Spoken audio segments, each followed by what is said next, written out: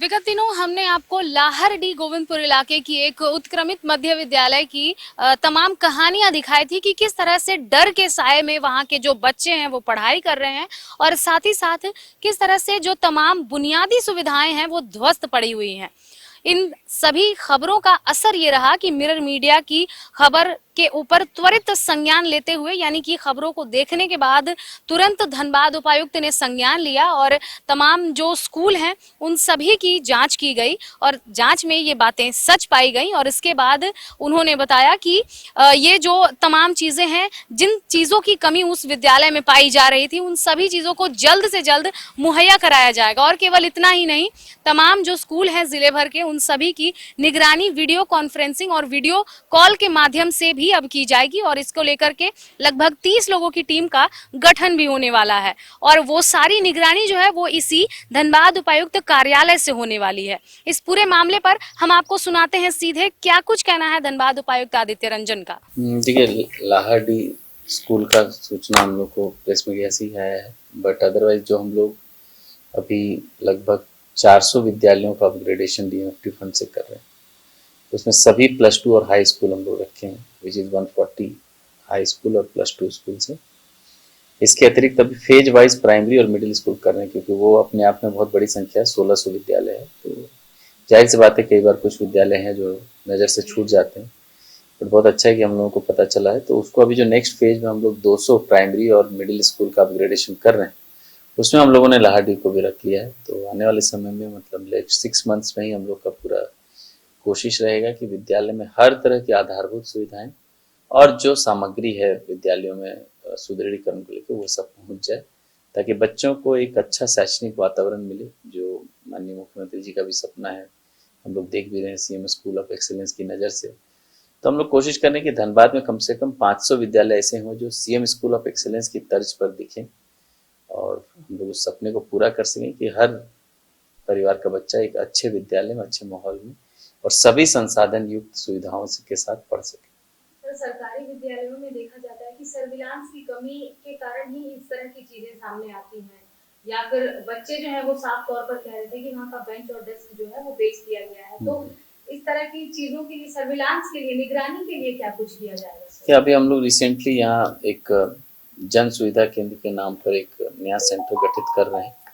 और video call based monitoring शुरू कर रहे हैं, ताकि सभी विद्यालय, आंगनवाड़ी, अस्पताल का live monitoring district administration collectorate से करेगा। तो उसमें 30 कंप्यूटर है, 30 लोग बैठेंगे और रैंडमली विद्यालयों को,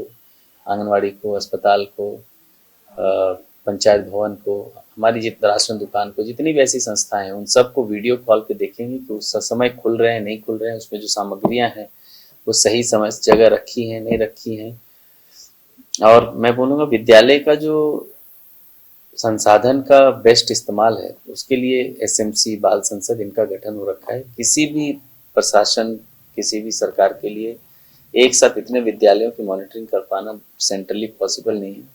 किंतु अगर विद्यालय की जो समिति है जिसमें पेरेंट्स ही उसके अध्यक्ष होते हैं, जिसमें बच्चों के माता पिता उसमें सदस्य होते हैं, वो लोग अगर मॉनिटरिंग थोड़ा बेटर करेंगे तो मुझे नहीं लगता कि विद्यालय में कोई कमी रह जाएगी। तो बिल्कुल जैसा कि आपने सुना, धनबाद उपायुक्त आदित्य रंजन का यही कहना था कि कुछ स्कूलों का रेनोवेशन कराया जाएगा और तमाम जो आधारभूत संरचनाएं हैं उन सभी की भी निगरानी की जाएगी और साथ ही साथ जिले में लगभग 500 से अधिक ऐसे विद्यालय हैं जिसका कि निरीक्षण किया जाएगा और तमाम जो मूलभूत सुविधाएं हैं उन सभी को प्रदान किया जाएगा। और उन स्कूलों में से एक स्कूल लाहरडी का इलाका जो है, लाहरडी गोविंदपुर का, जहाँ पर हमने पिछले दिनों खबर बनाई थी और उस खबर का असर ये रहा कि अब जो धनबाद उपायुक्त हैं उनकी नज़र उस पर पड़ी है और वहाँ की जो तमाम जो ज़रूरी चीज़ें हैं उन सभी को मुहैया भी कराया जाएगा। वहीं दूसरी ओर हम आपको बता दें कि इन तमाम चीज़ों के बाद, जिस तरह से हमने तमाम चीज़ों को उठाया और उसके बाद धनबाद उपायुक्त से हमने यह भी सवाल किया कि इन सभी चीज़ों की निगरानी आखिर कैसे की जाएगी, चूँकि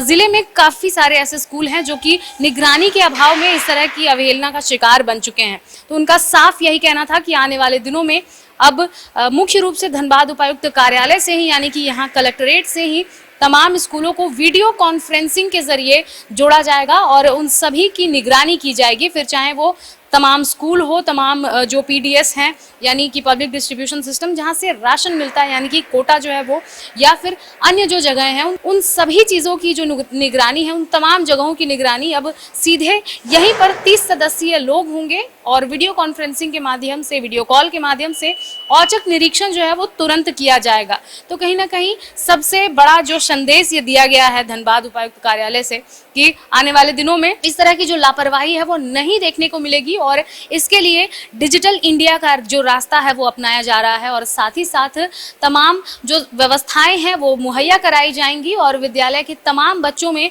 एक अच्छा संदेश दिया जाएगा ताकि वो लोग भी, तमाम जो बच्चे हैं वो भी अच्छे से पढ़ाई कर सकें और झारखंड सरकार का ये जो सपना है कि हर बच्चा शिक्षित हो, ये सपना साकार किया जा सके। फिलहाल इस खबर में इतना ही। हम फिर लौटेंगे कुछ प्रमुख खबरों के साथ। तब तक के लिए देखते रहें मिरर मीडिया। सहयोगी नितेश के साथ प्रिया पांडे।